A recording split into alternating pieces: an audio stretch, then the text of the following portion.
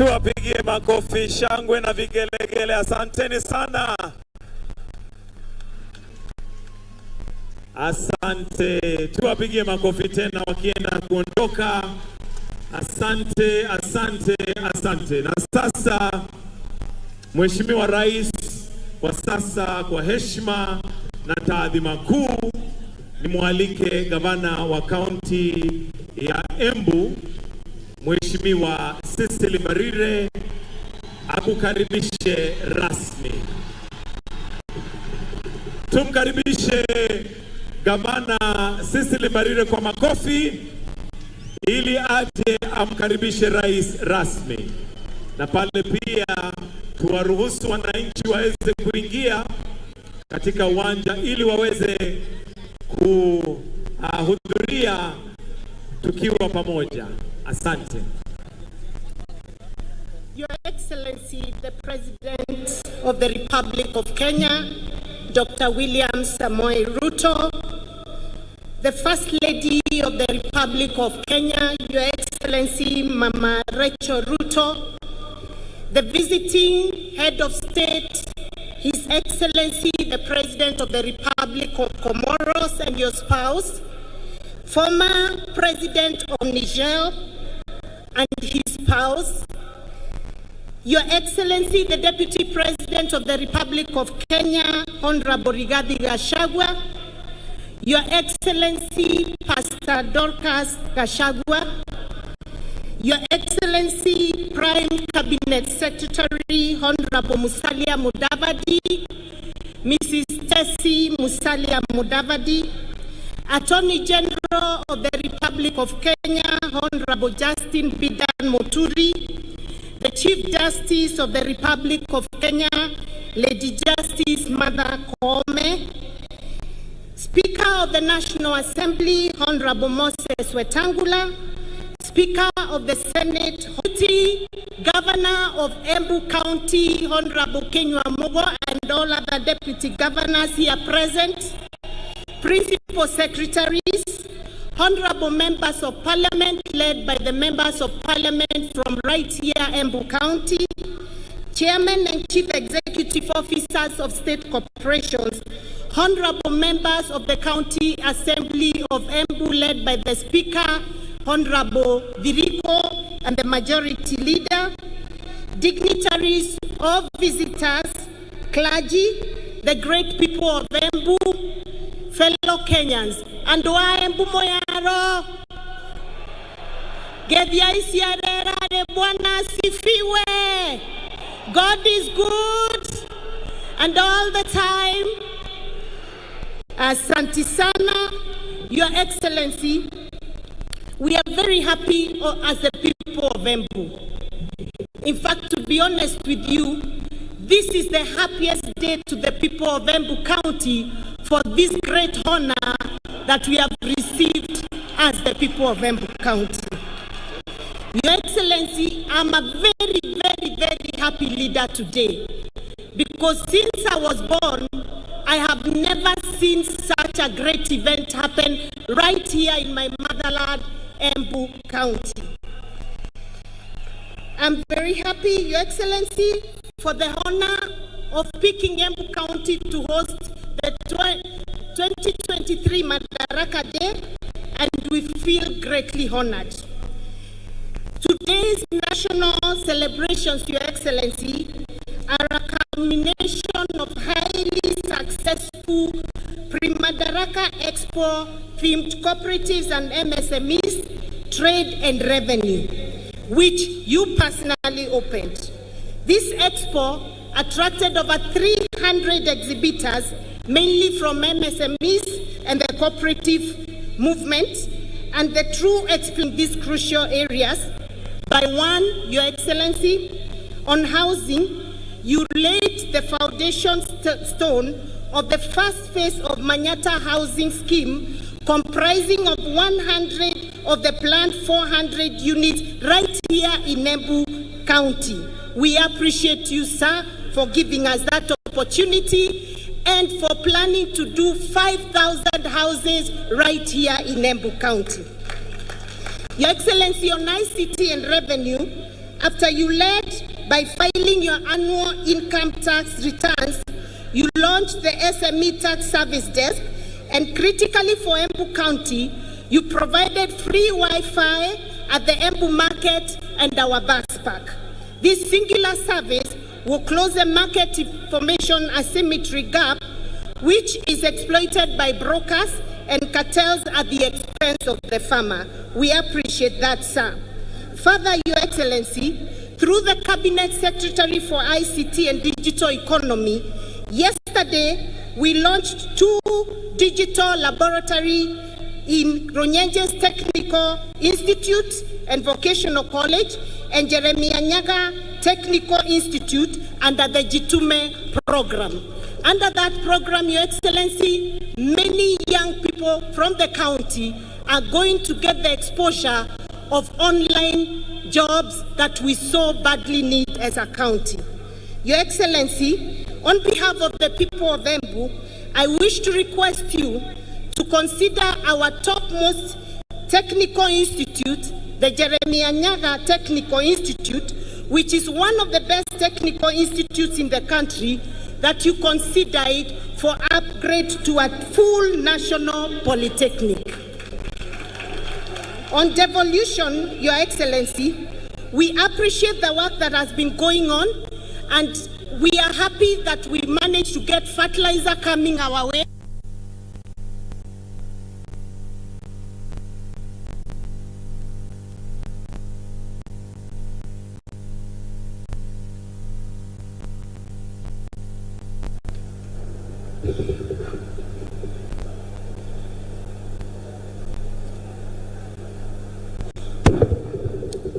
Sorry about that.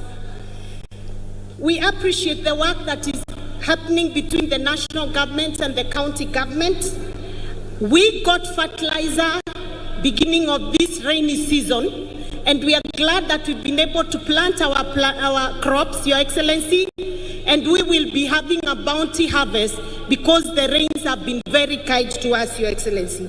We look forward to working closely with your government in ensuring that agriculture empowers the farmers in this county, and that we improve on the prices of our major crops, namely coffee, tea, dairy, macadamia, honey, and many other value chains within Embu County, and we look forward to working with you, Your Excellency.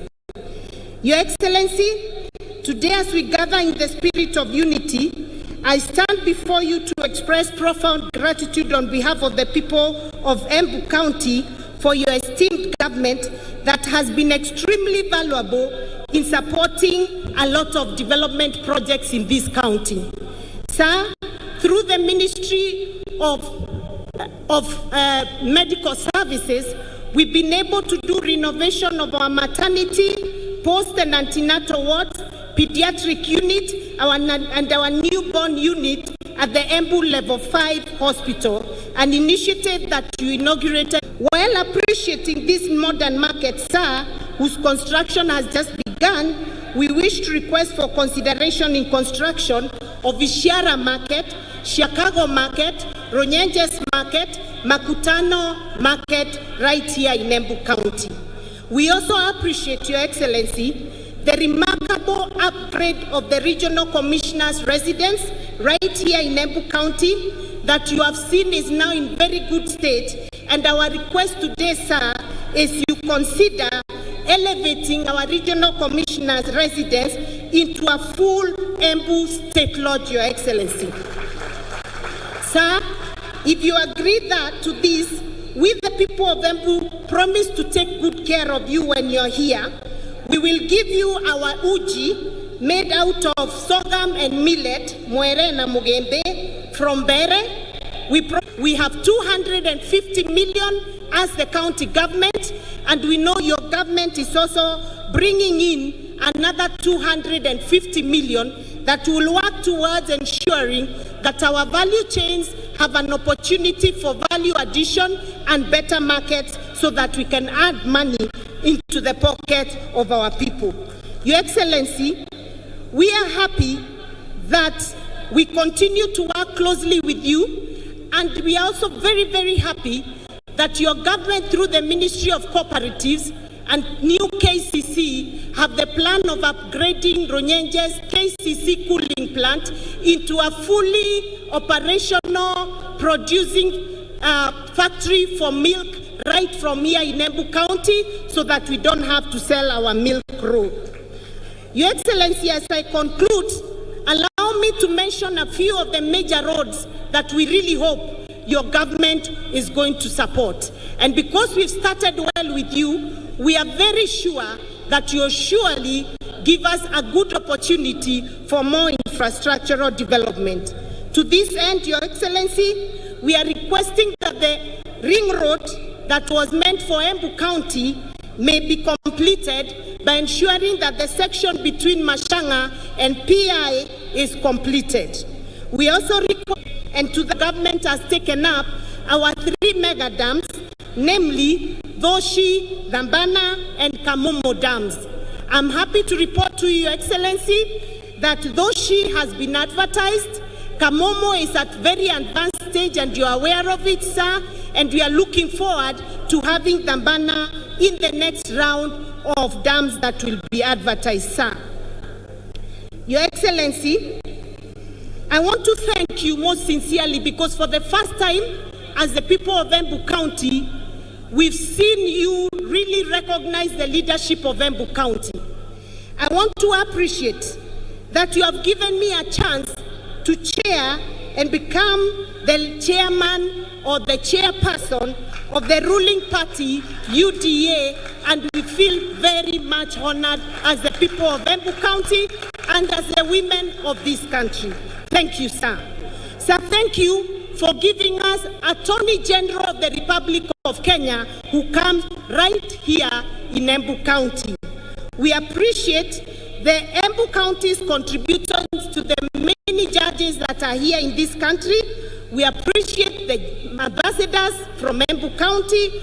We appreciate the Principal Secretary and Cabinet Administrative Secretary, who you have picked right here in Embu, and the many chairmen and directors from the various state corporations who come from here in Embu County.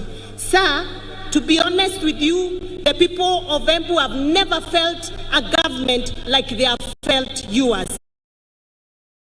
Transformation, we believe in you, we believe in the plan that you have for us, and we have seen it start to work right here in Embu County. Watu wa Embu mumeshukuru. Tafadhali pigieni Mheshimiwa Rais makofi ya kumkaribisha hapa Embu County. Thank you, sir. May God bless you and God bless the great Republic of Kenya. Asanteni sana. Thank you. Hebu tumpongeze tena Gavana Cecily Mbarire. Thank you very much. Your Excellency, with your permission at this point, allow me to now call upon the Deputy President, His Excellency Honorable Rigathi Gachagua, to make his remarks.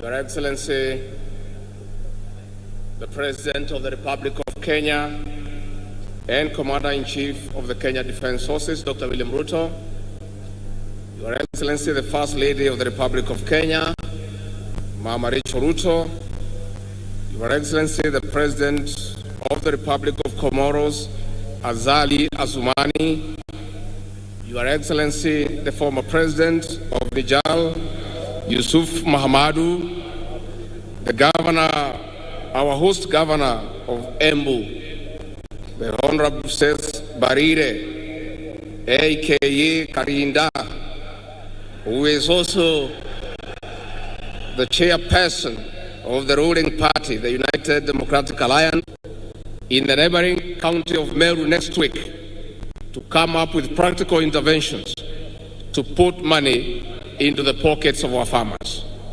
There shortly, there will be another conference for tea, followed by macadamia, avocado, miraa, and muoka. Your Excellency, for sustainable reforms in these subsectors, cooperatives are central components in uplifting our small-scale farmers to economic independence and prosperity. To this effect, The cooperative movement must roar back to life by instituting necessary reforms. Your Excellency, if you allow me, before I invite you to address the nation, let me make an observation on the significance of hosting Madaraka Day Celebrations this year in Embu County. The measures that you have come up with to get back the economy of this country on track through prudent and pragmatic interventions is what will bring about the third liberation. Your Excellency, we want to encourage you that millions of Kenyans desirous of economic prosperity are fully behind you. We want to encourage you that many Kenyans, though quiet, have confidence that the measures you have come up with will improve the welfare of the Kenyan people. We want to urge all Kenyans to allow our president an opportunity to steer this country back to economic prosperity. Your Excellency, we want to urge our leaders to continue being steadfast. Asanteni sana, tafadhali tuketi chini. Rais wa nchi yetu jirani ya Comoros na mke wako, rais wa zamani wa nchi ya Niger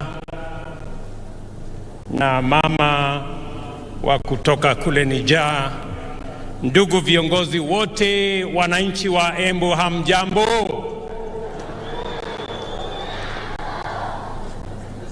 Embu muriaro. Bwana Yesu asifiwe. Hebu mnisalimie hewani hivi nione watu wa Embu, hamjambo? Kwanza, kabla sijasema mambo machache nilionayo, na waomba tafadhali wale wako milangoni huko, tafadhali mfungue hizo milango, watu ni wengi kule nje, waweze kuingia katika uwanja huu ili tuweze kupata sherehe hii pamoja na wao wengi ambao wako nje kwa sababu ya kiasi ya viti ambazo.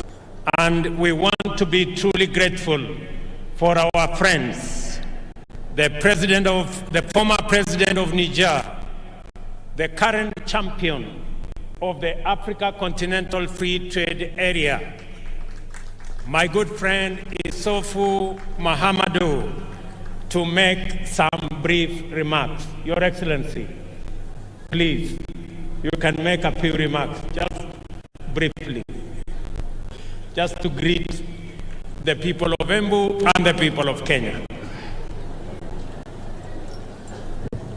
Merci, Monsieur le Président. Thank you very much, Mr. President. Monsieur le Président des Comores. The President of the Comoros, here present. Président de l'Union africaine. The President, Chairman of the African Union. Monsieur le Président Ruto, je suis heureux. I'm very happy today de partager to come and share cet événement important this great moment pour le peuple kenyan, for the people of Kenya. Son 60e anniversaire. And I'm also very happy on my own behalf here. Je souhaite au peuple kenyan, I know that the people of Kenya un heureux et joyeux are very generous people and very happy people. Le Kenya est important. Kenya is a very important country pour notre continent. For many reasons. Il est important pour l'intégration africaine. It is very important for the African Union. Et il se trouve que ce 60e anniversaire and it happens that Kenya de l'indépendance de votre pays, it's a good, beautiful country, coïncide avec le 60e anniversaire de la création de l'Organisation de l'Unité africaine. In the African Union, Kenya plays a very critical role. Je sais à quel point, Monsieur le Président, I know, Your Excellency, vous êtes attaché you are very, à l'unité du continent. you're very, very committed to the continent. Comme le disait Kwame Nkrumah, Like it was said earlier on, l'Afrique Africa, doit s'unir it must continue ou périr. or end. Je sais que c'est aussi votre vision, Monsieur le I Président. know you have a vision, La preuve, c'est que avant-hier, and I know that in your work, à l'occasion this is a great occasion for you de la retraite ministérielle to give directions to sur la your zone de ministers, libre-échange continentale africaine, and through your work in the African Union, vous avez donné you have given l'impulsion qu'il faut, the right directives les orientations qu'il faut and the right pour inspiration que les ministres to always to the du ministers, commerce accélèrent les négociations and you're happy you're going to accelerate your work afin de trouver des solutions in order to find solutions for aux Africa. problèmes qui sont restés en suspens Some things are in suspense en ce qui concerne in la bonne areas réalisation of development. de la zone de libre-échange continentale africaine. We're still looking for solutions within the African Union. L'Afrique compte sur vous. Africa counts on you. L'Afrique compte sur le Kenya. Africa counts on Kenya. L'Afrique, c'est la nouvelle frontière Africa du is very développement clear. économique. We must continue our collective destiny. Monsieur le Président, Your Excellency, encore une nouvelle fois, merci. I want to thank you. Merci de votre accueil. Thank you very much for your Merci warm de votre welcome. hospitalité. Thank you for the ceremony. Je vous souhaite un heureux et joyeux I anniversaire wish you a very à enjoyable, vous et au peuple kenyan dans son ensemble. and I wish Je vous remercie, Monsieur le Président. people of Kenya a lot of peace. Thank you very much. Tafadhali tumpigie makofi huyo rais wa zamani wa kule Niger, jameni.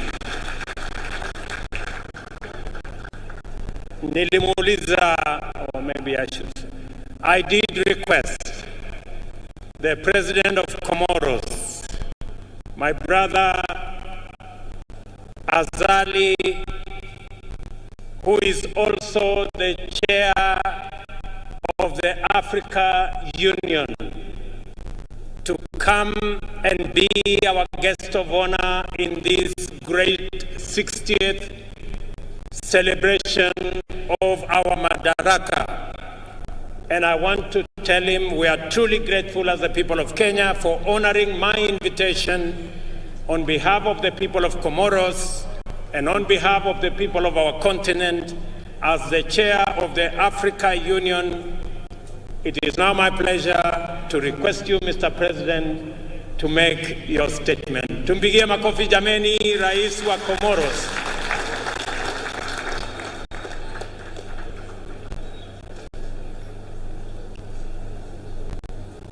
Excellences, Your Excellency, Monsieur le Président de la République du Kenya, the President of the Republic of Kenya, très cher frère William Ruto, Dr. William Samoei Ruto, Excellences, Your Excellency, Monsieur l'ancien président du Niger, the former President of Niger, champion de la zone de libre-échange du continent africain, champion of African Free Trade Area, distingué invité en vos rangs et qualités, his vision for the country, cher peuple frère du Kenya, dear people of Kenya, c'est avec une vive émotion, it's with a lot of pleasure and joy un immense honneur and a great honor for me que je m'adresse à vous that I am speaking to you today en ce jour particulier in this very special occasion pour la République du Kenya. for the Republic of Kenya.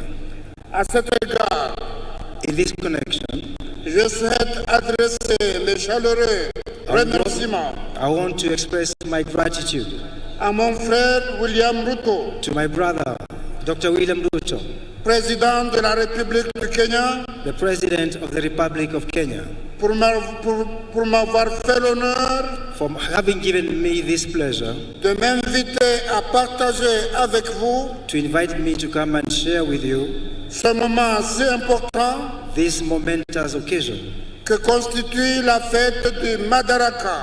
that is actually the tip of Madaraka. Le premier pas du Kenya The president of Kenya, vers son accession à l'indépendance. since Kenya got her independence, C'est avec une grande fierté, is with a lot of pride un profond respect and great respect que je m'adresse à vous that I have this chance to speak to you. aujourd'hui au nom du peuple et du gouvernement comorien, Today I speak to you on behalf of the people of Comoros, mais aussi au nom de l'ensemble du continent but also on my own behalf pour vous souhaiter une très belle fête de Madaraka to wish you an excellent Madaraka Day. et vous exprimer nos sincères félicitations And you can be sure pour le progrès immense for this great moment que le Kenya a accompli depuis son accession à l'indépendance. Kenya has made tremendous steps since her independence. Je saisis cette occasion I take this opportunity pour rendre hommage à nos illustres pères de l'indépendance de l'Afrique, to pay homage to the fathers of independence of Africa, et notamment le très regretté Jomo Kenyatta, and to say at this moment qui a été un exemple de courage that this was a show of courage et de détermination, and determination une inspiration pour la liberté, in its efforts to liberate itself, le droit et la dignité, for dignity and honor, notamment en Afrique. especially for Africa. Le 1er juin 1963, This kind of action vous avez posé un premier pas vers l'indépendance is a big challenge to many people en accédant à l'autonomie. to get to self-rule. Un an et demi plus tard, And now I'm very happy vous avez accédé à l'indépendance pleine et entière. you have accelerated your freedom as a country. Et 60 ans plus tard, And some 50 years later, le Kenya est devenu une nation forte et respectée, Kenya has become a respected nation, une puissance continentale et régionale, which is capable of resolving her problems. qui continue d'inspirer les jeunes nations voisines, Kenya continues to inspire other comme mon, people, comme mon pays, l'Union des Comores. like my own country. Vous pouvez sincèrement en être fiers. You can count on us.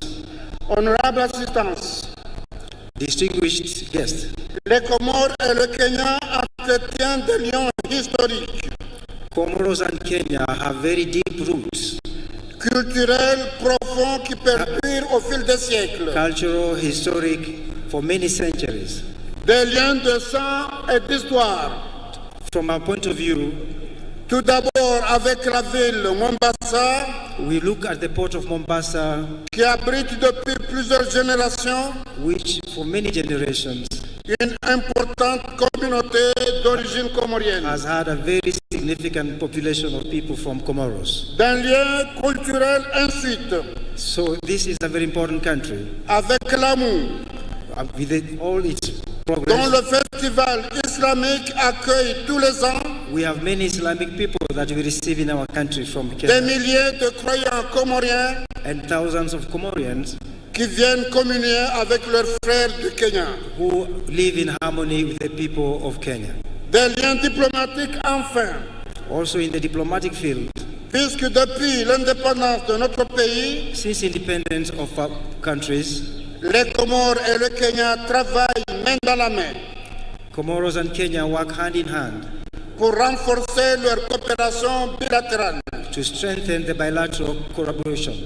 C'est fort de la sincérité de ces liens d'ailleurs This sincere initiative qu'en février dernier, has, for the last years, mon frère, le président William Ruto, created great opportunities a eu l'élégance de retirer la candidature de son pays, le Kenya, in supporting the candidature of Kenya also, pour laisser un pays frère, les Comores, for helping the Comoros présider notre organisation panafricaine to head the African Union pour l'année 2023. for the year 2023. C'est un geste fraternel This is a show of support qui a marqué l'ensemble du peuple comorien. that shows that people of Comoro et qui restera à jamais gravé dans nos mémoires. And they have a lot of confidence and is engraved in their memories. Permettez-moi alors, chers frères, Allow me, my dear brothers and de sisters, vous réitérer ici, to tell you today, de vive voix et devant vos compatriotes, to say before and with an open heart, mes vifs remerciements, to thank you, mais aussi ceux de l'ensemble But du also- peuple comorien à Santa Sana. also the greetings from the people of Comoros. Je suis convaincu I'm convinced que nos deux pays ont encore beaucoup à faire l'un et l'autre. that our two countries can work for a better future. Je saisis d'ailleurs cette opportunité And this is a wonderful opportunity pour renouveler notre profonde gratitude au peuple, au gouvernement du Kenya, to deepen our gratitude to the President of the Republic of Kenya qui accueille tous les ans de nombreux jeunes étudiants comoriens and the country of Kenya that continues to receive thousands of Comorians pour les former aux défis, aux enjeux de l'avenir. for helping them build a better future. À Santa Sana.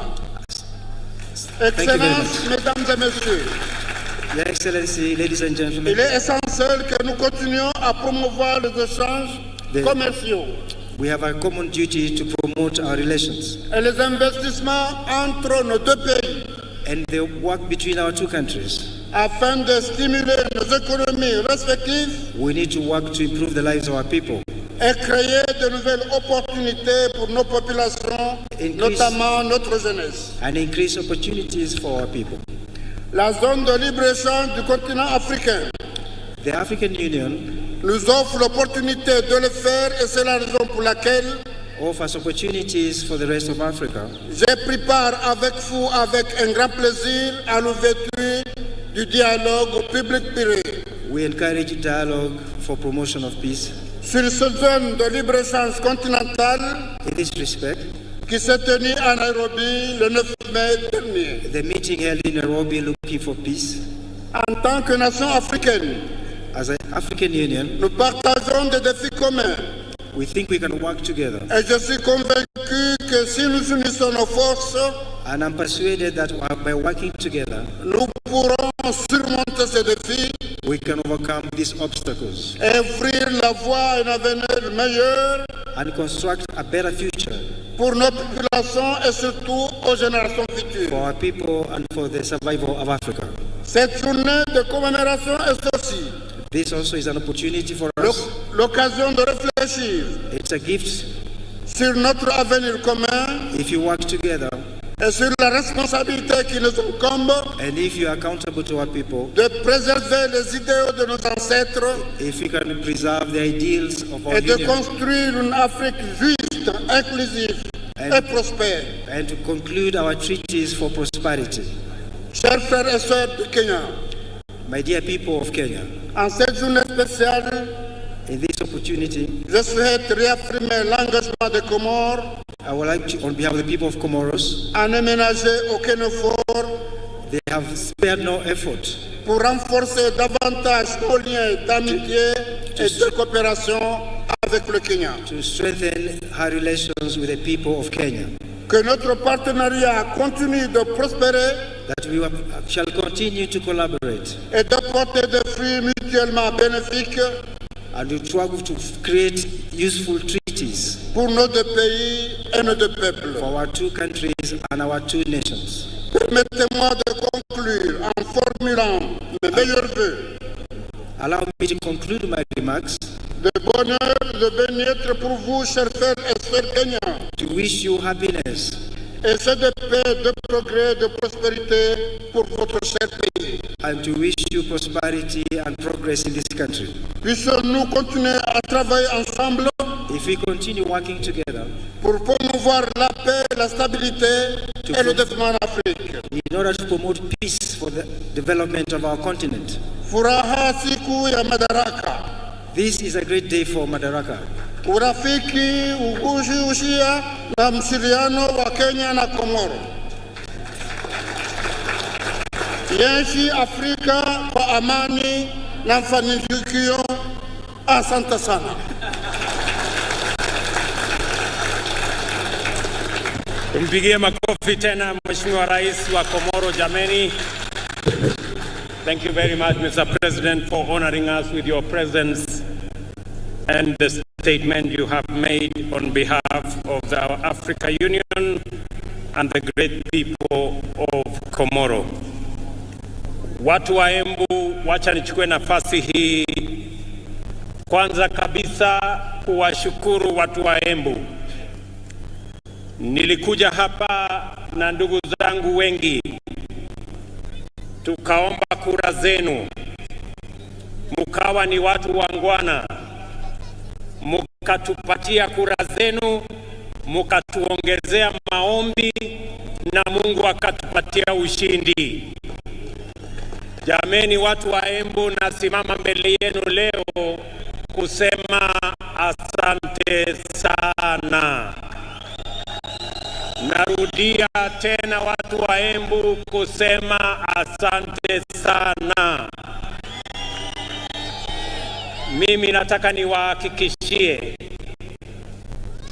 ya kwamba sisi wote tuliopata nafasi ya kuchaguliwa kutoka MCAs wetu, wabunge, magavana, maseneta, Mheshimiwa Deputy President na mimi hapa, pamoja na mawaziri wetu na wale wote ambao wamepata nafasi ya uongozi katika taifa letu la Kenya, mimi nataka niwahakikishie tutashikamana, tutafanya kazi pamoja ili tutimize malengo yetu ya kubadilisha uchumi wa Kenya na kuhakikisha kwamba kila Mkenya anapata nafasi ya kujiendeleza katika taifa letu la Kenya.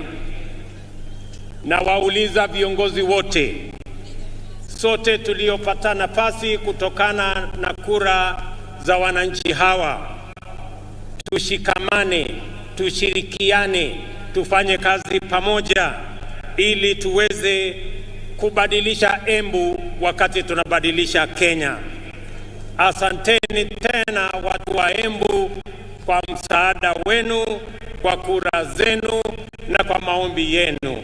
I want to say thank you very much to the great people of Embu County, as I thank all Kenyans who stepped forward to vote in the last election so that we, as the people of Kenya, can maintain our democratic credentials as a nation that is democratic, as a nation that is built on the firm foundation of multi-party democracy. And now it is our opportunity, all of us as leaders in government and in the opposition, to work together towards making our nation great.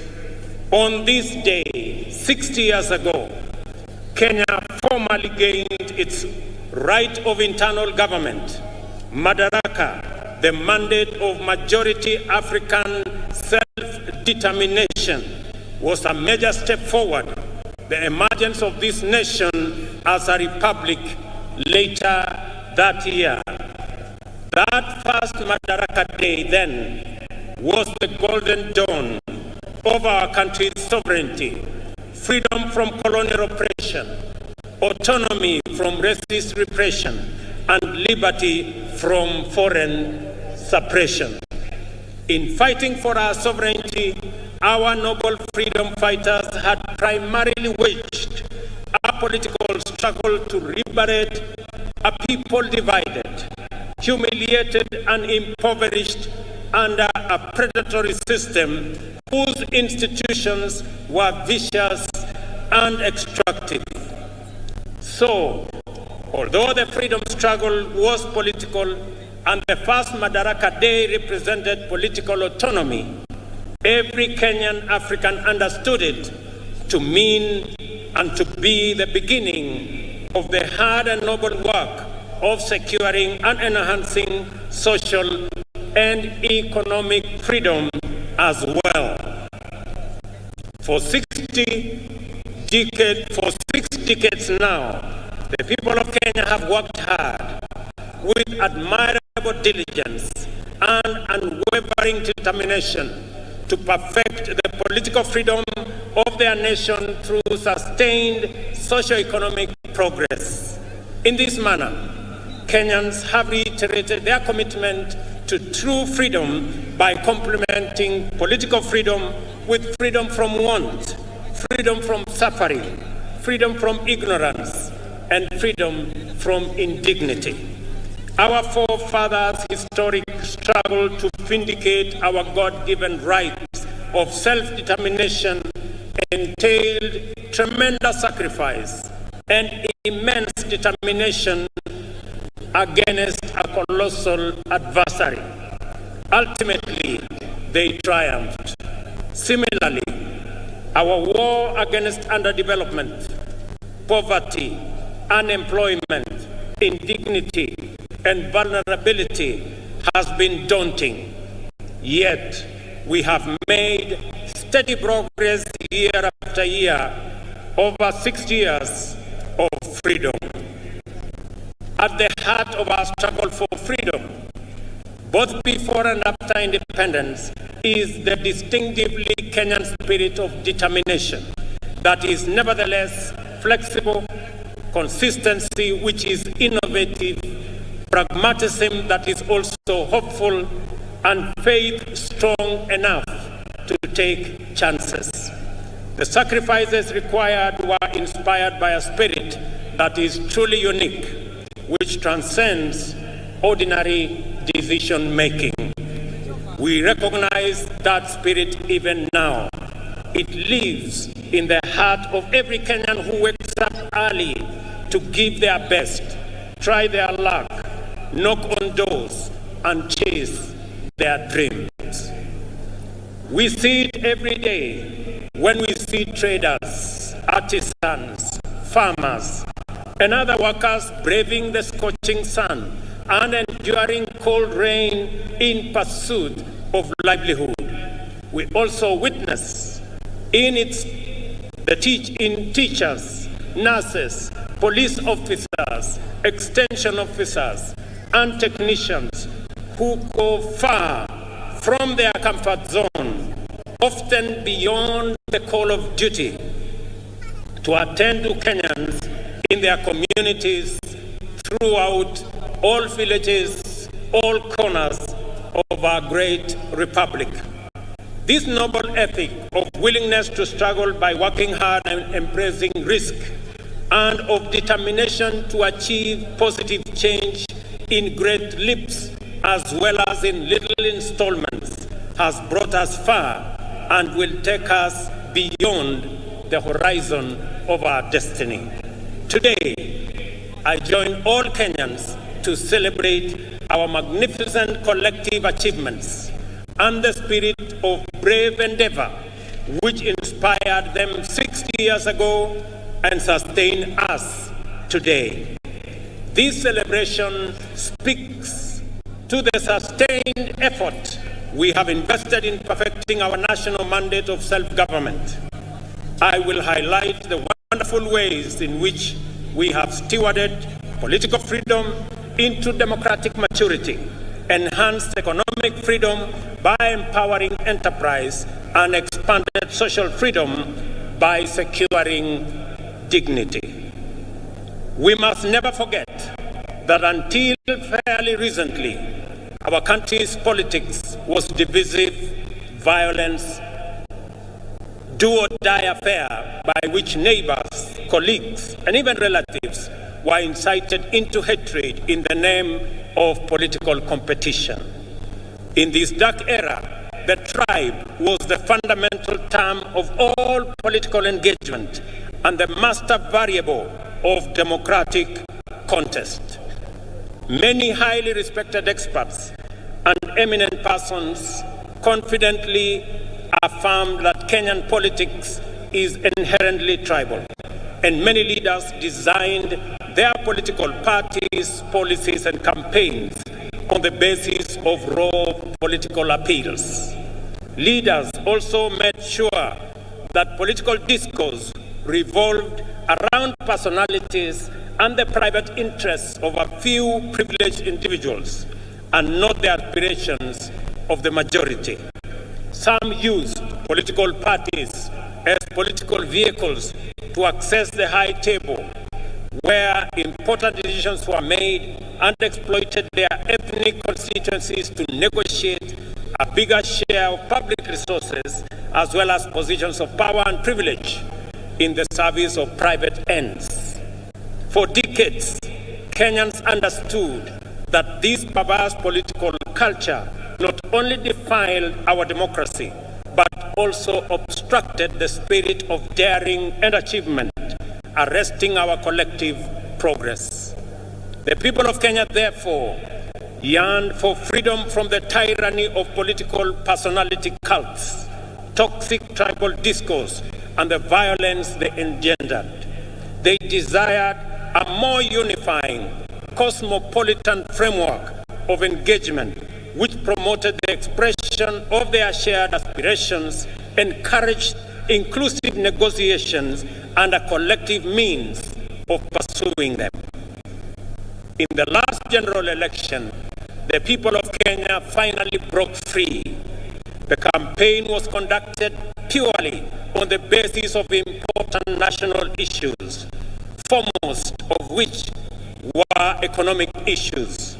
Not only did Kenyans reject the all-divisive politics of tribe and tribal chiefs, but they also demanded and interrogated well-considered party manifestos with detailed plans for economic transformation. As a result, although the election was closely contested, it was the most peaceful in the multi-party era in Kenya. And I want to congratulate all Kenyans for being participants in this great feat. Our public discourse and political discussion and the agenda of social debate has changed for good. Substantive policy issues continue to define the national conversation well beyond the election. At the moment, there is a robust debate on the finance bill taking place everywhere in this country, in churches, social places, formal and informal workplaces, all media platforms, and busy markets, as well as in urban and rural gatherings. We are truly a trailblazing nation. Many countries struggle in vain to generate a national debate on public financing, taxation, or other policy issues. In Kenya, we have easily sustained intense discourse on the finance bill and the affordable housing policy for weeks now.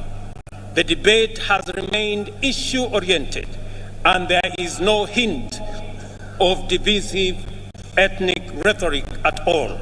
The cost of living is keeping all leaders, including myself, awake, and this is precisely as it should be. Superficially, the intense national debate on housing is not about whether it is a tax or a contribution. The attention sharply focused on the housing contributions is an implicit expression of ownership. People desire better information and stronger assurance regarding the custody, security, investment, and return on their money. That is phenomenal. People are interested. How will their money be? Will it be safe? Will it be stolen? How is it going to benefit them? And how are they going to get a fair return for their contribution? I want to assure the people of Kenya that those questions will be answered.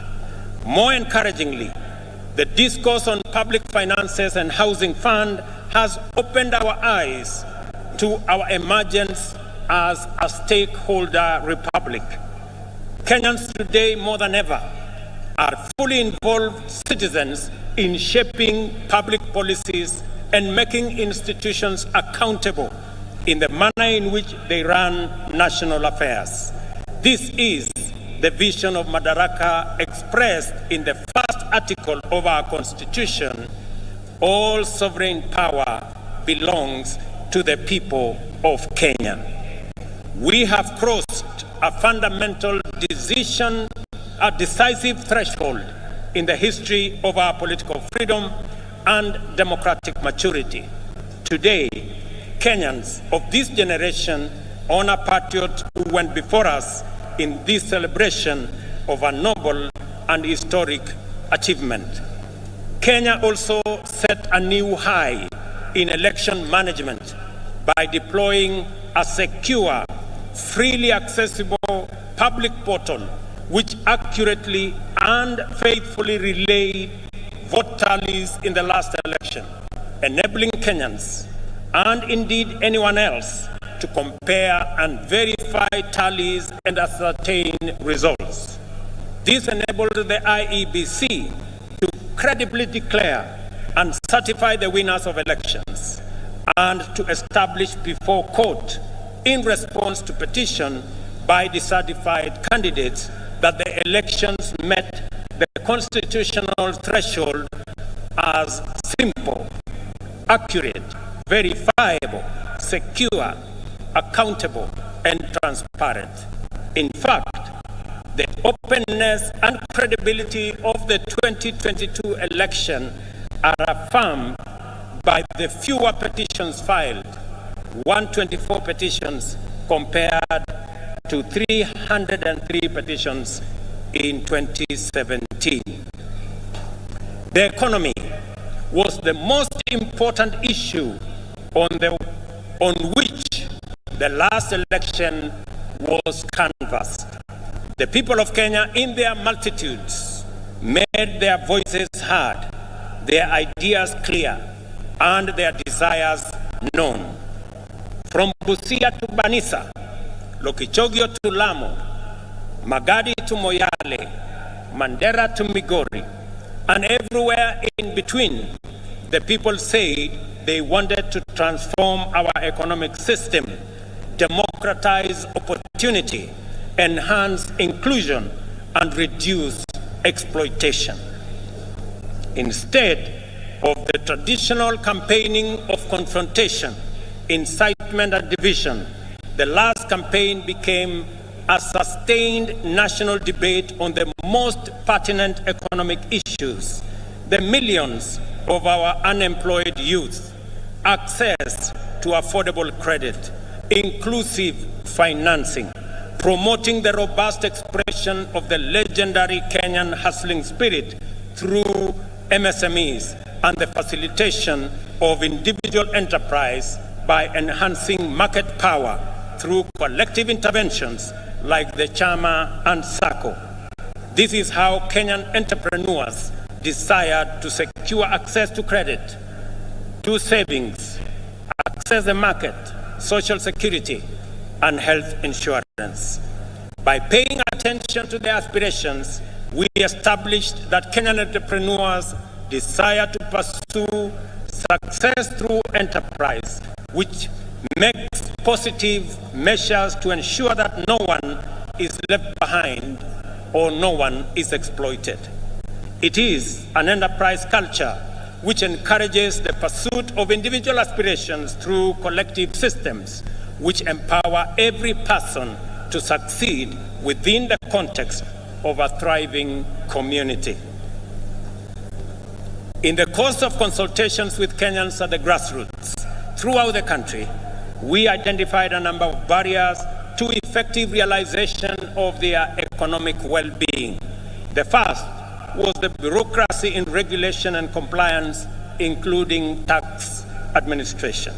Second, the extreme informality of most enterprises, which effectively relegated them to the margins of empowerment, facilitation, or even recognition as lawful undertakings. Third, was the misconception around expanding the national tax base. Is it about people paying more or more people paying? The answer lies in empowering more Kenyans to enter the taxable income category through intentional effort to create millions of new jobs and millions of new taxpayers in due course. Fourth, a huge number of Kenyans, about 10 million, had either been blacklisted by the credit reference bureaus, offer inability to pay loans, advanced by financial technology platforms, or were struggling to pay. Other lenders required hefty securities and valuable assets as collateral, yet these struggling entrepreneurs required financing to acquire such assets. It was clear, therefore, that the prevailing financing and credit facilities were not supportive to the profitable existence of micro, small, and medium enterprises. Self-employment accounts for 51% of all jobs in our economy. 83% or 15.3 million jobs are in the informal sector, and only 3.6 million jobs are in the formal sector, representing a paltry 17%. Considering this employment landscape, it was imperative that we attend to the interests of these undeserved and underserved majority of workers urgently, resolutely, and effectively. This engagement with business community inspired the creation of the Financial Inclusion Fund, or the Hustler Fund, to eliminate the financial cost, delay, and bureaucracy entailed in complying. The facility employs the latest fintech powered by Kenyan telecommunications corporations. The Hustler Fund also re-engineered the idea of collateral by deploying the borrower's credit score as effective security. Without a doubt, the Hustler Fund has been more than transformational. In fact, it is revolutionary. On its way to becoming effectively the biggest financial institution by the number of borrowers and active loans, the Hustler Fund also turned around the country's fintech, transforming it from a predatory ecosystem to a more responsive one. As a result, Kenya's digital economy has received a tremendous shot in arm, as demonstrated by reports that Safaricom alone has enrolled at least 2 million new subscribers into their financial ecosystem, courtesy of the Hustler Fund. Today, as we celebrate progress in achieving economic freedom, we also celebrate our digital economy, powered by our famous fintech community. Kenya's legendary spirit of enterprise has entered the digital space.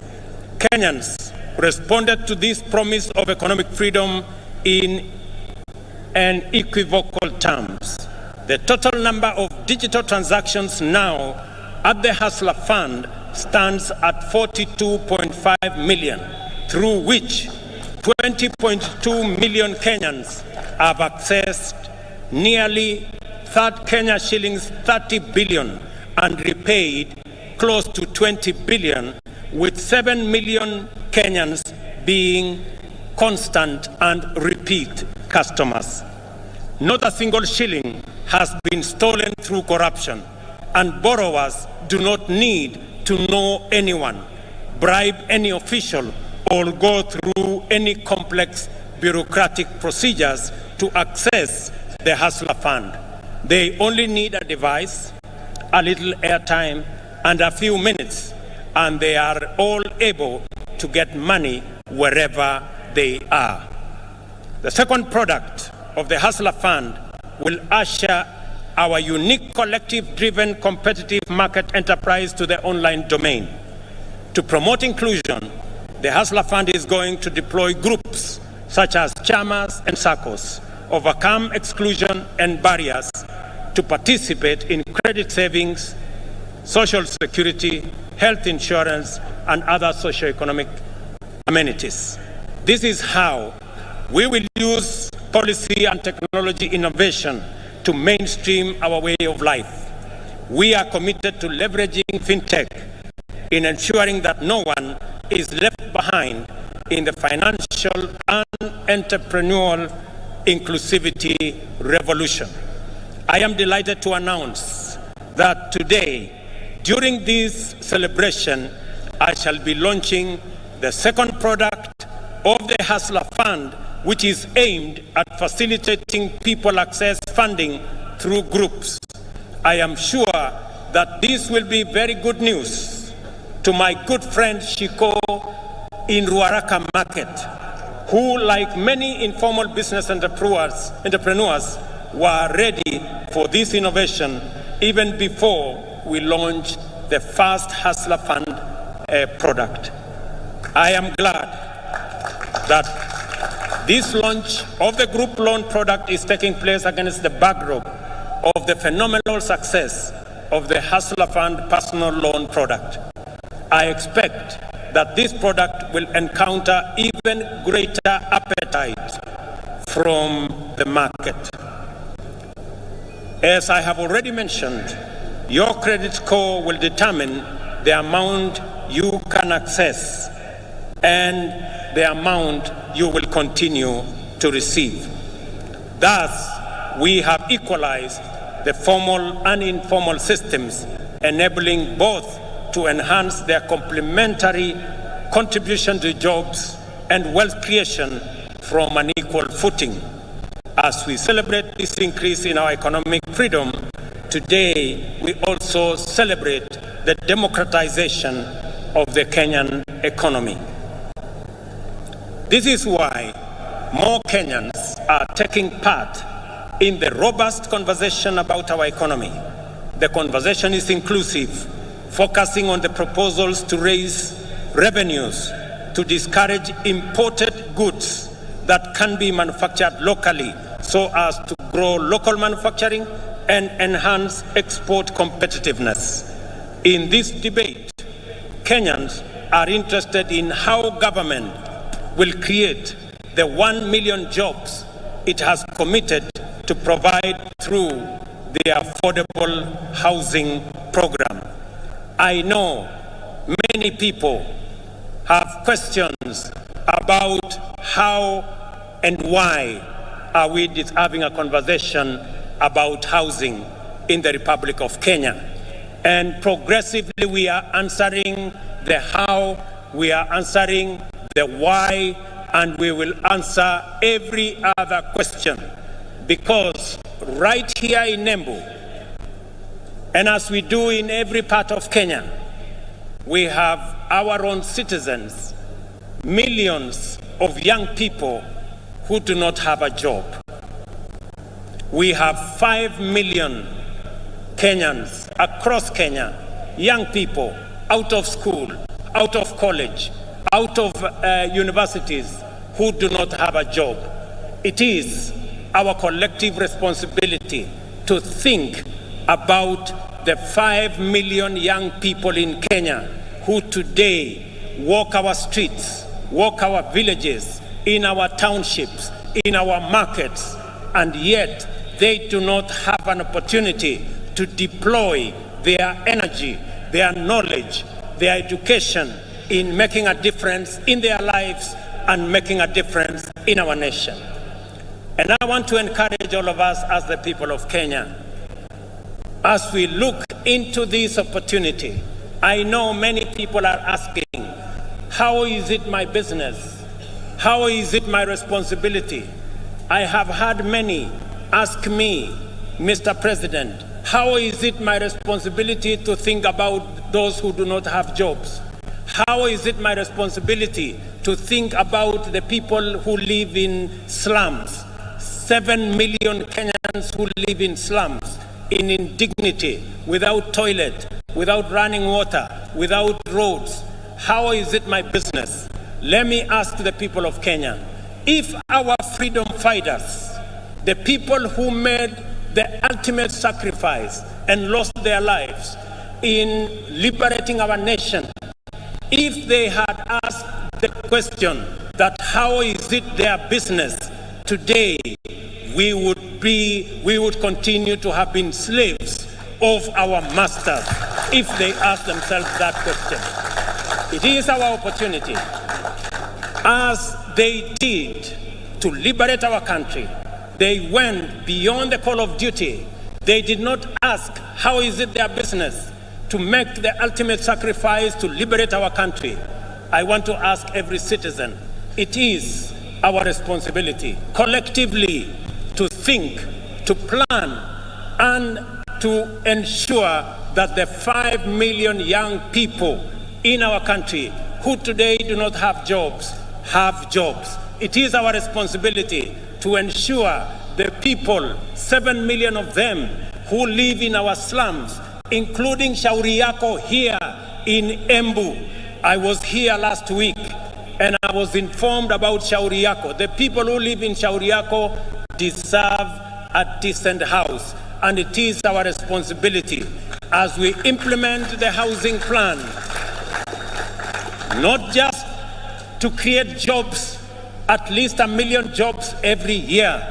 It is also our responsibility to grow our manufacturing, because housing will make sure that our entire manufacturing value chain, from the cement in our factories, to the steel in our factories, to the doors and windows and hinges in our Juakali sector and our construction products industry, to the sand harvesters, to all the people who will be working in our construction sites, to the accountants and engineers and all the architects and all the technicians and the electricians, to every sector, the millions of young people that will be employed in this sector, is sacrifice enough for us who are employed to make that contribution to the Hustler Fund, to the Housing Fund, so that we can bring around the change that is going to take our country forward. Our vision for affordable housing program is premised, firstly, on the objective of creating 1 million direct and indirect employment opportunities throughout every value chain in the housing development ecosystem.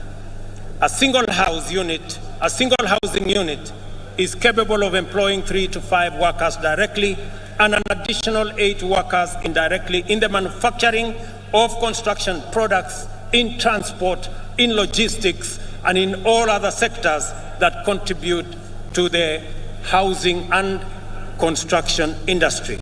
Secondly, the objective of affordable housing is to increase the number of homeowners and to transition more Kenyans from rent paying in informal settlements, in slums, and we have 1,411 slums in Kenya.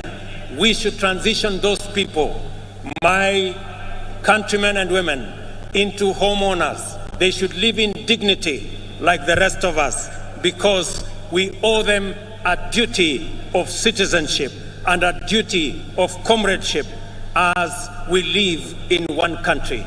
I want to ask every parent, I want to ask every Kenyan that rather than ask, how is it your business? We must know that it is our business, because the 5 million young people are our children. They are our citizens. They pay taxes. And when we transition them into jobs, we are building a bigger pool of taxpayers.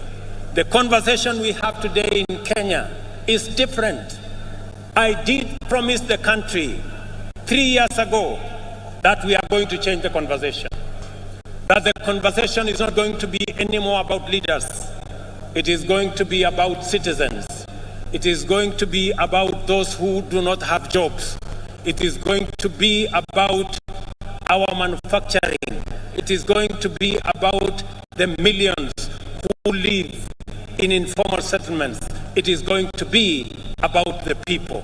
I told the country that we are going to change the conversation.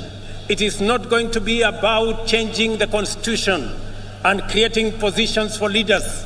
It is going to be about changing the economy and creating opportunities for millions of young people, including the many who are today in our streets and villages, the millions of young people who are looking up to us to provide them with opportunities to work. It's going to be about the ordinary people who work in the manufacturing sector, the people who also wants to contribute, to be taxpayers, but because they have no jobs, they cannot pay tax. I promise the country that it is not going to be about sharing power. It is going to be not about sharing power by the elite and by leaders. It is going to be about empowerment of every citizen, empowering our farmers to produce more so that we can get ourselves into food security, empowering our young people with jobs so that they too can contribute meaningfully to our economy and meaningfully to our taxpayers. It calls for us the empowerment of every citizen and every business person so that we can contribute to the economy of our country.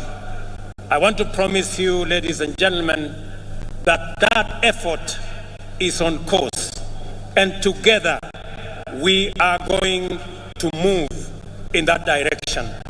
To enhance our national productivity, we are prioritizing the consolidation, processing, and value addition of our agricultural products.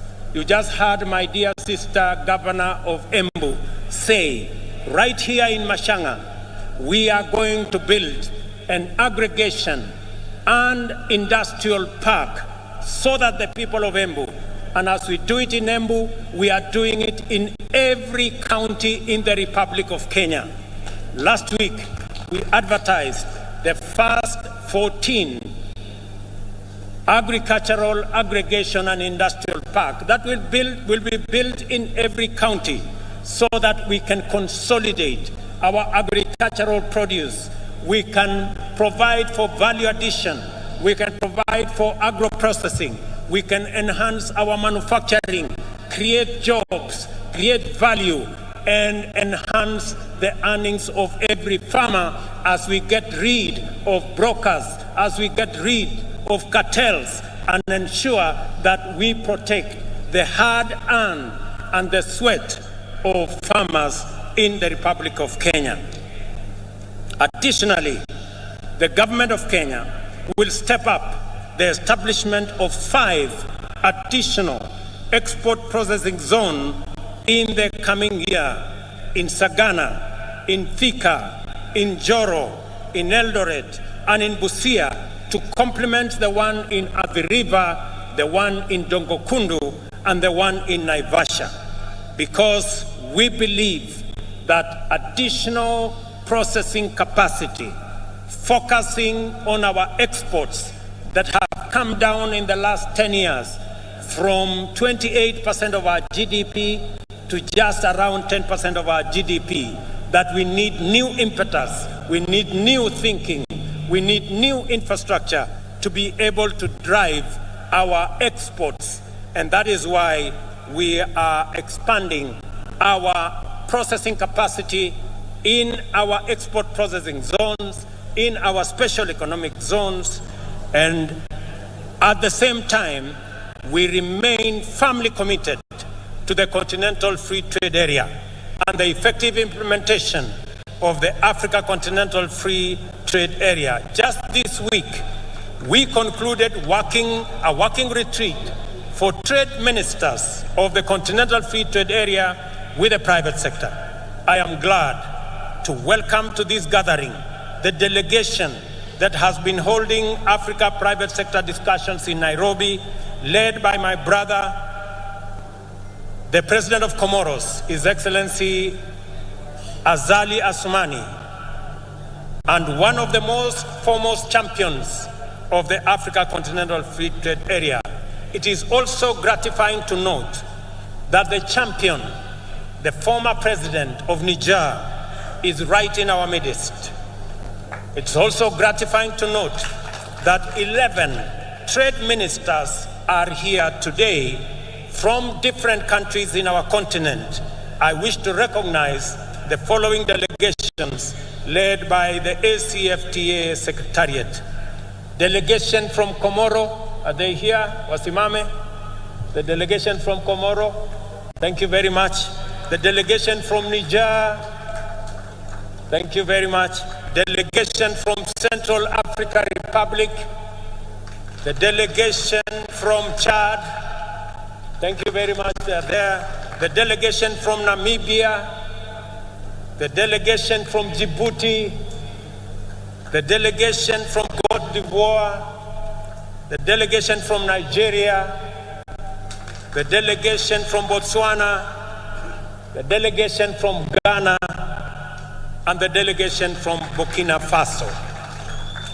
A significant portion of household budgets, as we all know, goes to food, a major component of the cost of living.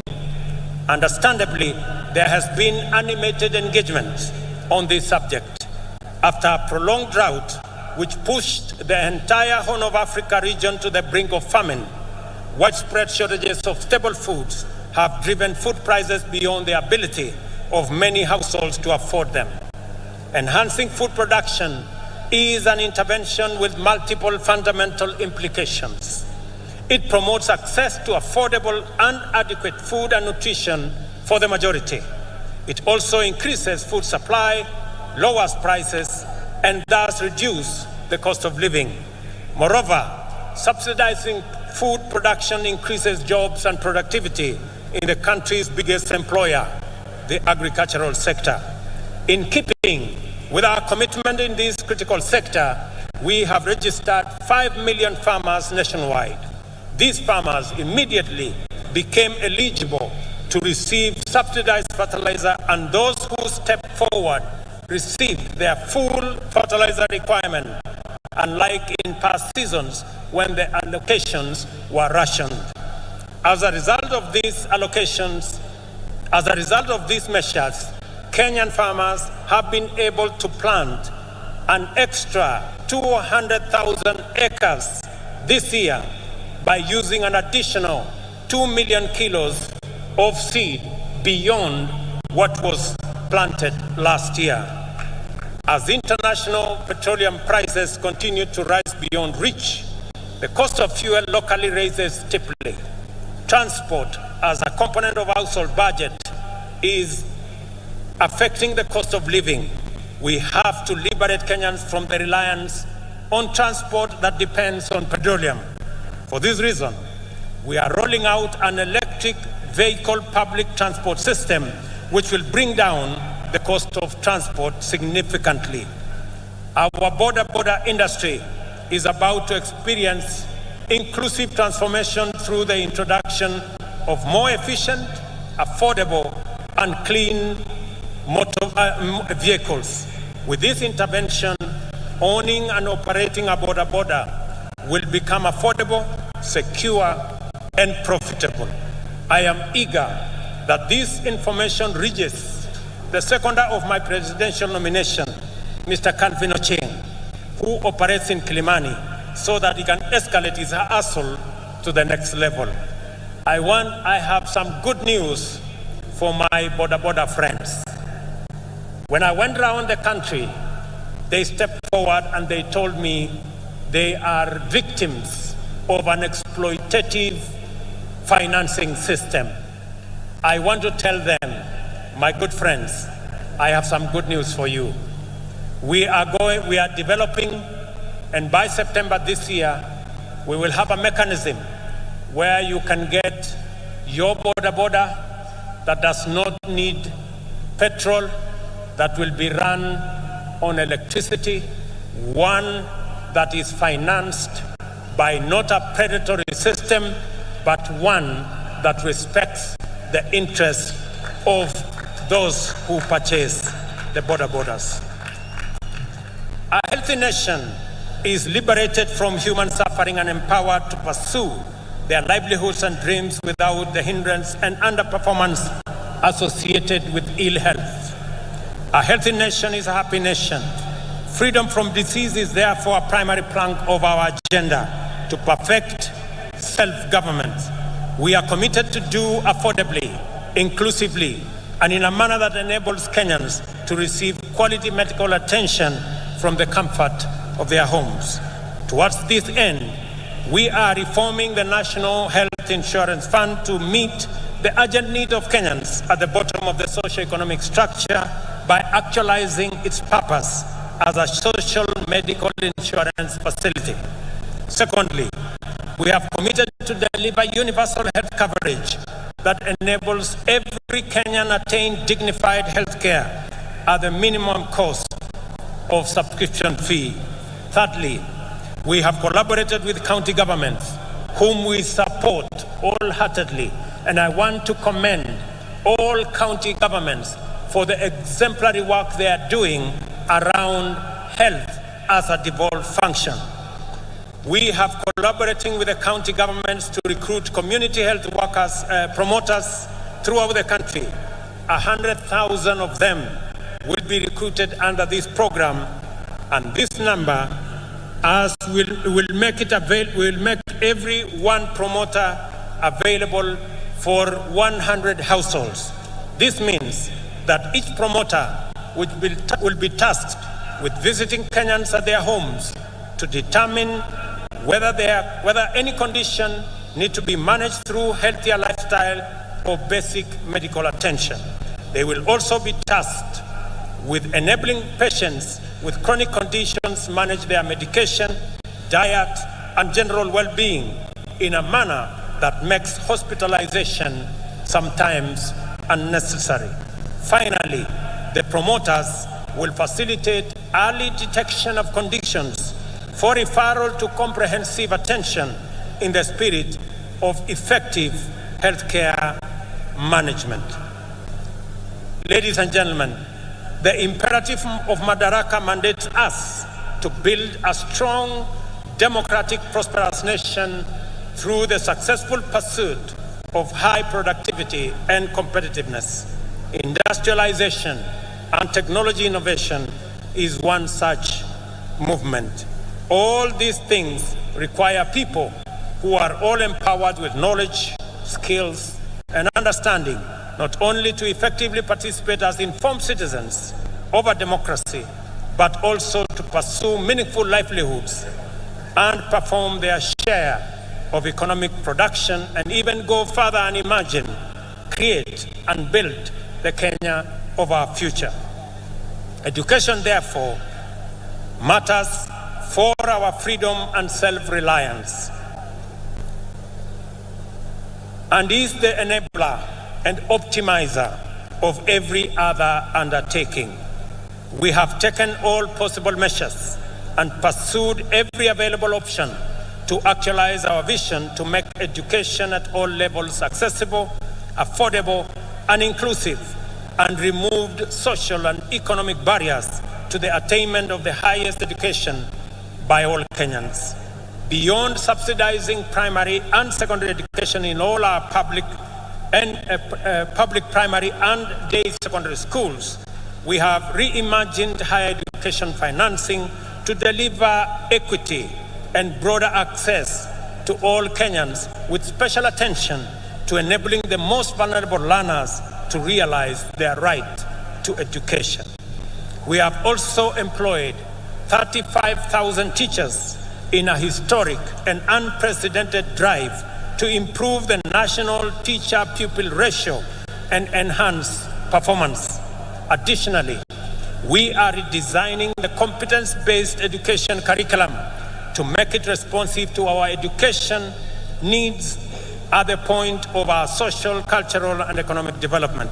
Finally, the National Open University will obtain its charter in the course of this month, and as we speak, courses are being uploaded for commissioning, and later this year, Kenyans will have the opportunity to go to university from the comfort of their homes online.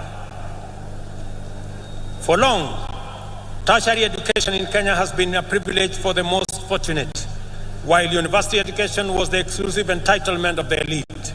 Not anymore. A month ago, I unveiled a new funding model for higher education that will make the universities and technical training fully inclusive, financially robust, and capable of competing with their peers globally, while contributing to to our national socio-economic transformation through innovation, research, and development. The model is aimed at financially supporting increasing numbers of students enrolling in these institutions and ensuring that those from households at the bottom of the socio-economic structure enjoy equal education opportunities. The eternal conundrum of Kenya's integrity agenda revolves around the question of who will watch over the trustees of public interest and who will watch over the watchman. These questions do not arise because we have low trust. Rather, they exist because we have high expectations. Given that these expectations are legitimate, in a technologically driven new millennium, we are increasingly resorting to technology as the answer to our transactional efficiency challenges. From the election results portal for our democracy to the Hustler Fund for MSMEs and the means testing instrument for higher education, as well as registration of farmers and distribution of fertilizer, digital technology is enabling the government to deliver services efficiently and to give citizens confidence that the system is fair and incorruptible. We must therefore take a moment today to celebrate technology in general and in particular Kenyan fintech and other innovations that are making it possible for us to serve Kenyans to the best possible standard. I remind all Kenyans who work in technology and everyone who uses technology that our forefathers fought with basic technology against a technologically superior superpower and won our freedom. We have a duty to deploy the best innovations and technologies to make Kenya efficient, competitive, and prosperous. I am persuaded that technology holds the key to improving efficiency, enabling inclusion, promoting transparency and integrity, deepening trust, and strengthening public confidence in government service provision. This is the reason why we are digitizing government information and taking public services online. On this day, I invite all Kenyans to embrace the new era of e-governance, which empowers people everywhere, including the majority at the bottom of the economic structure. The achievements we are celebrating today, let us reflect on the noble motivations and visions which inspired our heroic freedom fighters to make such immense sacrifices for the sake of freedom, not just for themselves, but also for the rest of their people who were not willing or able to join the struggle. Why did these heroes embrace such profound risk and danger in pursuit of a benefit that everyone else would enjoy? The answer must not only define our attitudes to public service, but it must also shape our understanding of the reasons and values that underlie collective undertakings and social policies. For our freedom fighters, a country in which anyone was unfree and oppressed was not worth living in. We have a duty to translate these truths into our political, social, and economic affairs. Our collectivist spirit that anchors competitive individual enterprise encapsulates this magnificent ethos. We owe each other certain duties as members of a community that we call a nation. Whenever we can do anything to make another person's life better, at no or little cost to ourselves, we have a solemn obligation to proceed and do it. There is a fundamental level at which we are morally obligated to think about our duties to the unemployed youth, vulnerable communities struggling in slums, and other people at risk of exclusion.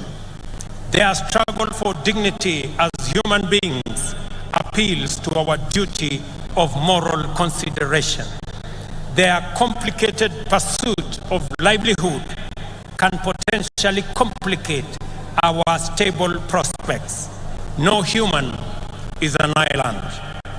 In community lies power, and to unlock that power, we must attend to our values and perform our obligations. That is why freedom fighters consider the inherent morality of their cause to be sufficient reward. For example, those of us who are earning Kenya shillings 200,000 monthly will pay only 2,500 to build a fund that will help create millions of jobs for millions of our young people and bring a meal on the tables of many hustlers. This is a worthwhile contribution to make for the greater good of our nation, as indeed the freedom fighters who came before us did. As we continue to make progress in our pursuit of the transformation of our economy from the bottom going up, we must remain vigilant that no one is left behind and no resources are lost to waste and corruption. Public servants must ensure that public resources must be utilized solely and exclusively for purposes that serve the interests of all our people.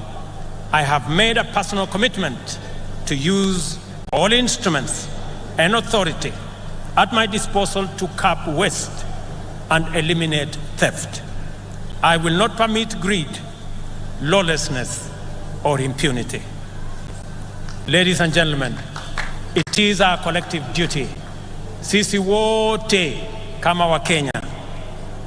Mimi nimekuja hapa Embu katika sherehe hii ya muhimu ya Madaraka ili tukubaliane kama wananchi vile wale waliotutangulia bila ya kujali watapata nini walipigania uhuru wetu, damu yao ikamwagika, wengine wakauawa, lakini hawakurudi nyuma, kwa sababu kama wangerudi nyuma leo tungekuwa watumwa wa wale walikuwa wametutawala. Na ndio tunajiuliza kama taifa, kama wa Kenya, it is the moment for us to ask, what can I do for my nation? Not what can my nation do for me? Both questions must be answered in the affirmative. Sote kama wananchi wa taifa la Kenya tumesema ya kwamba jambo la muhimu ambalo lilikuwa katika uchaguzi uliopita ilikuwa ni maneno ya uchumi wa taifa letu la Kenya. Ilikuwa ni maneno ya wananchi mamilioni vijana wetu ambao hawana ajira. Ilikuwa ni kati ya wale watu wengi hawana uwezo ya kupata mkopo kwa sababu hawana title deed, hawana logbook. Leo ni jukumu letu kuhakikisha hata na wao wako na uwezo, wako na njia ya kupata mkopo wajiendeleze maisha yao.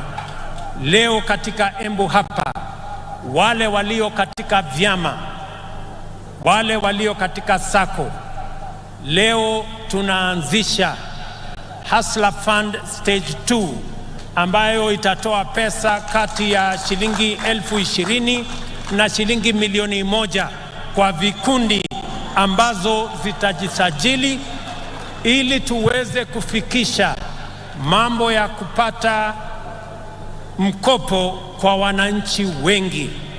Vile vile katika mpango wetu wa ujenzi wa manyumba, nilikuwa hapa Embu wiki iliyopita, tumeanzisha ujenzi awamu ya kwanza, nyumba 100 kati 400 ambazo ni awamu ya kwanza. Nimesema nitarudi hapa Embu kama vile nitaenda sehemu zote za taifa letu la Kenya ili tuweze kujenga nyumba 200,000 kila mwaka katika taifa letu la Kenya.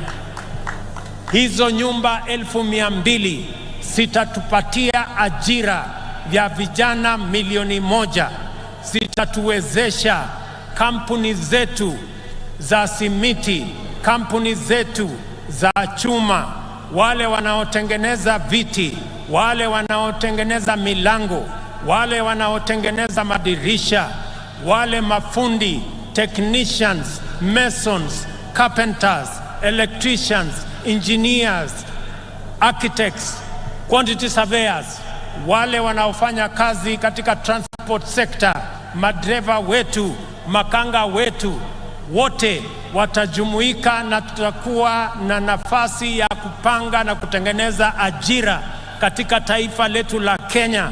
Tuwaondoe vijana wetu ambao wako mitaani, wako masokoni, wako katika vijiji, wamemaliza shule, wamekamilisha college, wamemaliza university, lakini hawana ajira.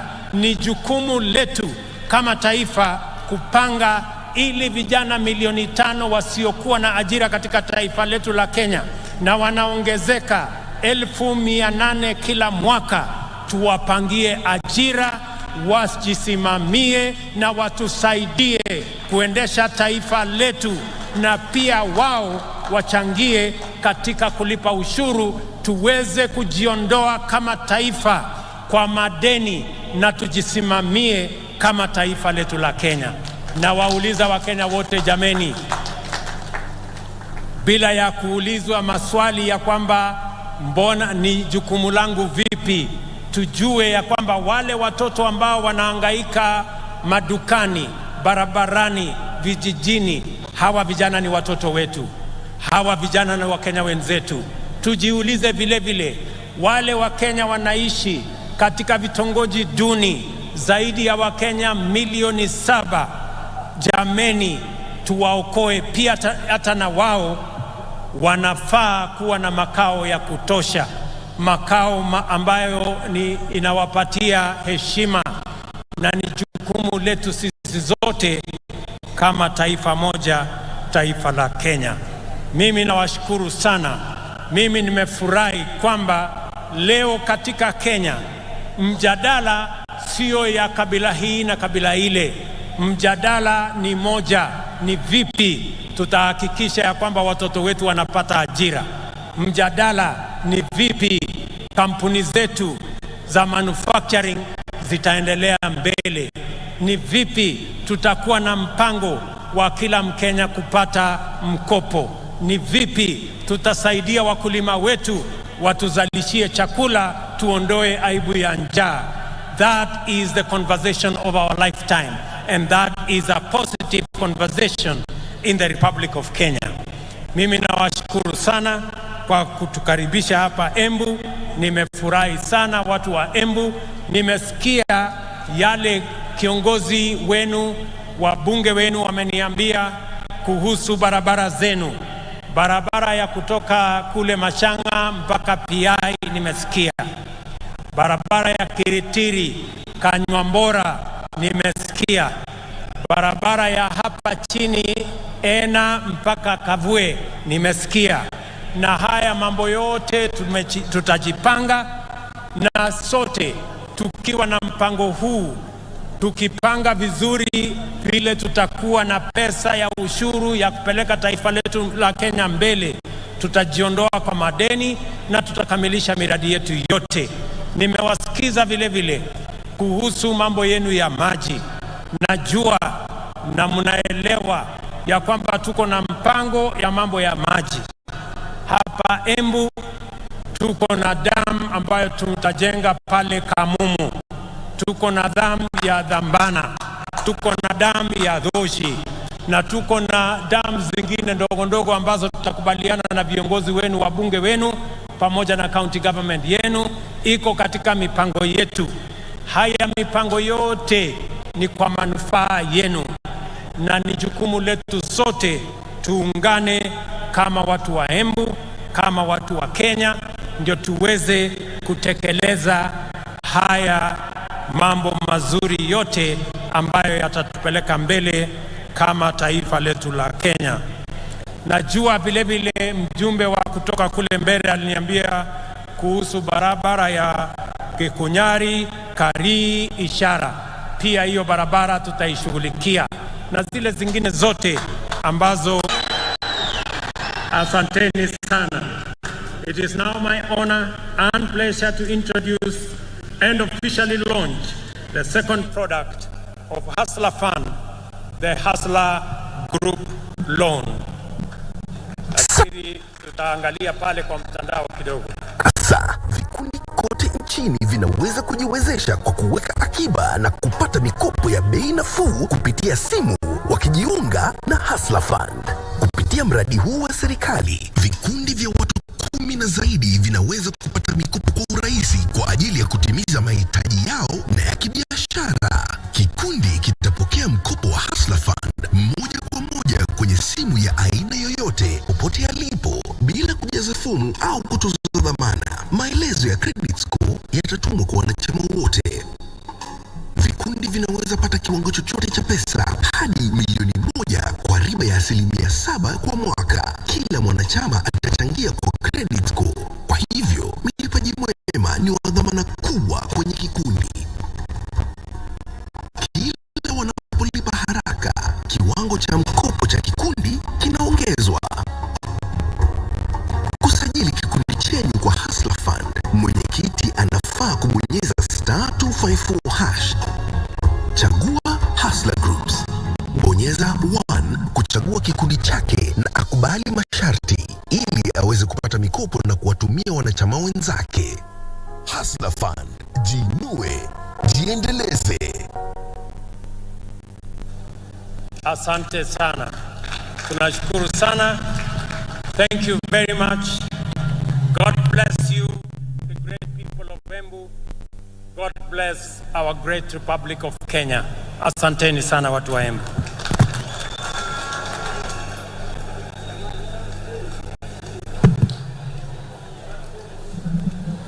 Basi nitaomba tutulie kwa heshima. Naomba sote tutulie tafadhali kabla ya wimbo wa taifa. Niweze kuwajuza kwamba atakapokuwa anaondoka Mheshimiwa Rais baada ya wimbo wa taifa, nitaweza kumleta mwenzangu Mike Gitonga aweze kutupa itifaki ya kuondoka mahali hapa. Waheshimiwa wabunge na hali kadhalika principal secretaries, tafadhali we have a pool transport, msiweze kuleta magari yenu hapa. Basi niombe kwa heshima sote tuweze kusimama kwa wimbo wa taifa.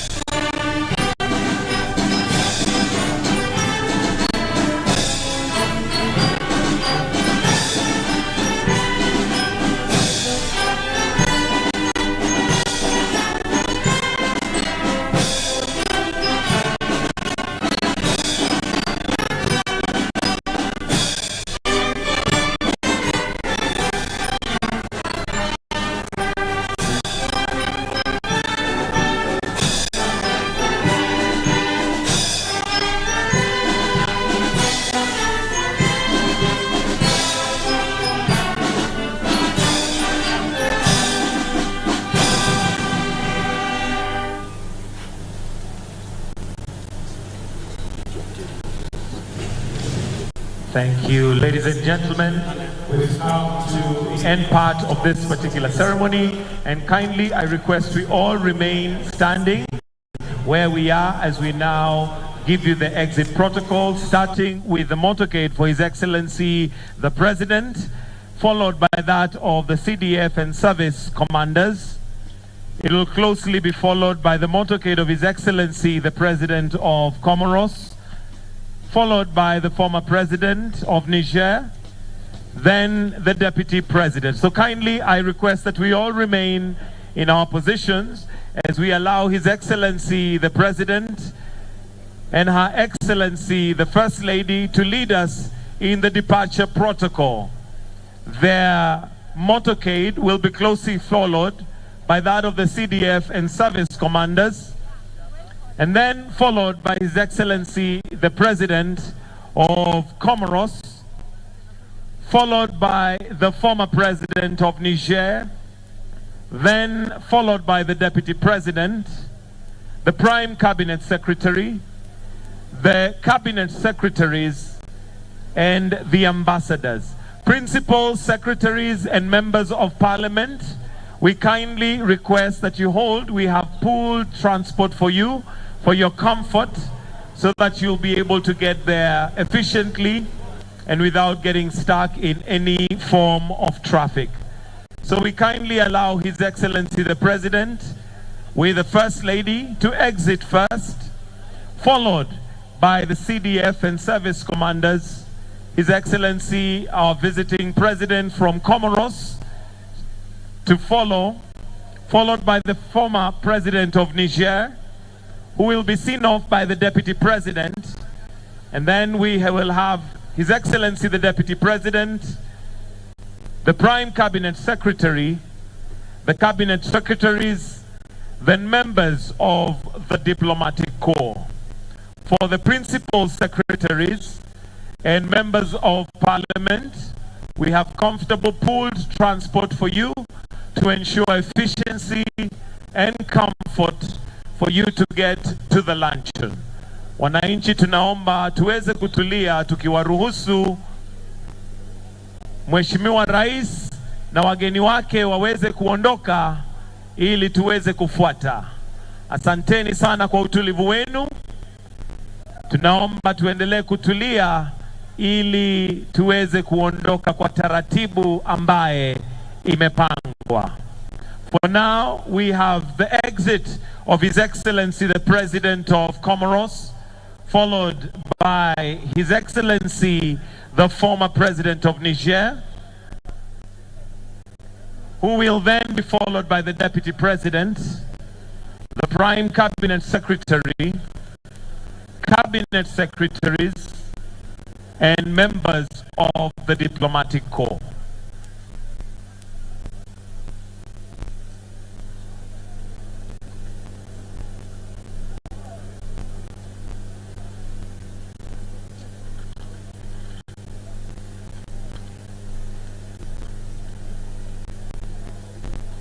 Hapo basi tunamwona Rais Azali Assoumani wa taifa la Comoros ameweza kuondoka akifuatiliwa na Rais mstaafu wa taifa la Niger ambaye ni Sofu Muhammadu akiweza kuondoka pia, alafu atafuatwa na naibu wa rais wakiwa pamoja na Pastor Dorcas, wakifuatiliwa na mkuu wa mawaziri ambaye ni Musalia Mudavadi wakiwa pamoja na Tesi Musalia.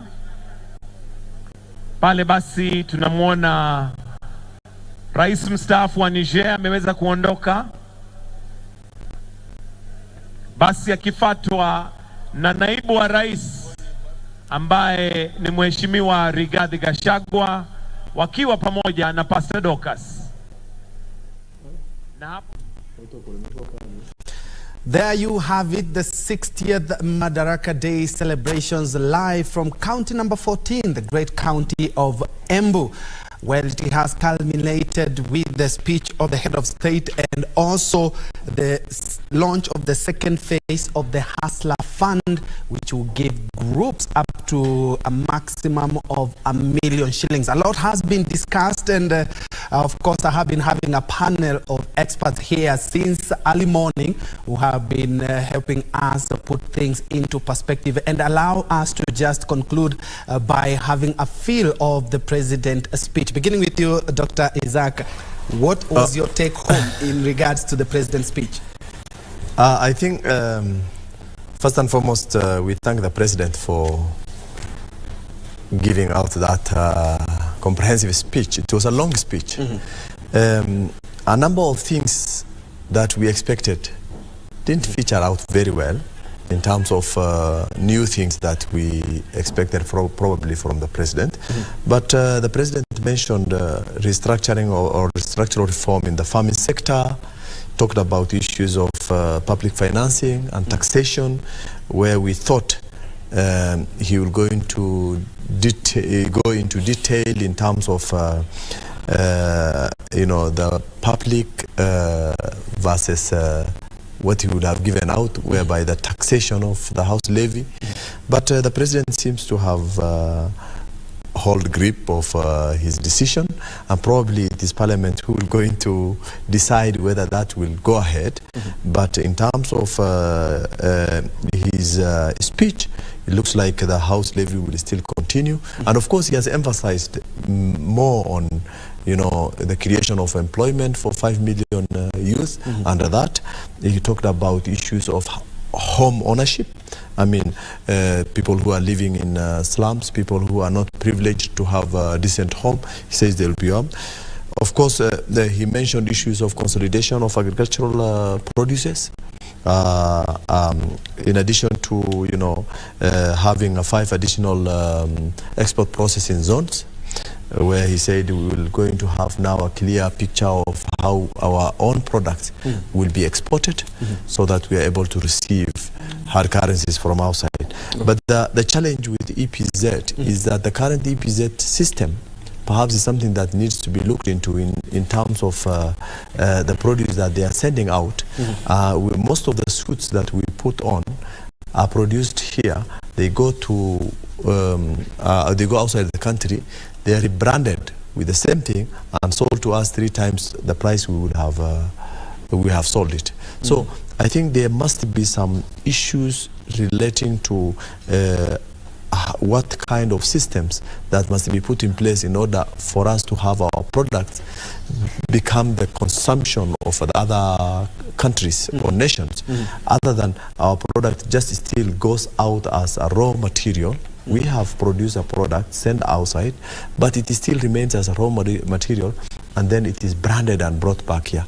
I think by bringing in those branding companies into the country to be part of the system in export processing zone, gives us now the fact that they're going to employ people, they will going to see all our products being exported, and the branding is made here. We are able to get the branding within the country at a lower price ourselves, and then we export it outside for purposes of making more money.